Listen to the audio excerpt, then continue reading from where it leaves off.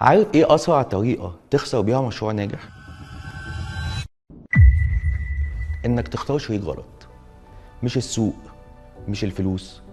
في مشاريع كتير قوي كانت ماشية ووقعت مش عشان الفكرة، عشان الاتنين اختلفوا مع بعض. والغلط بيبدأ من اول يوم لما تختار شريك عشان هو صاحبك بس. البيزنس مش قعدة قهوة يا جماعة، ومش كل صاحب ينفع يبقى شريك. اول قاعدة: ما تشاركش عشان العلاقة، شارك علشان الكفاءة.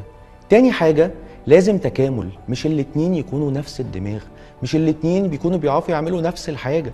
واحد يشغل، واحد يبيع، واحد يجيب فلوس، واحد يكبر الشغل. غير كده انتوا الاتنين بتتزاحموا مش بتكملوا بعض. تالت حاجة واخطر حاجة: لازم كل حاجة تتكتب، حتى لو اخوك، لو صاحب عمرك.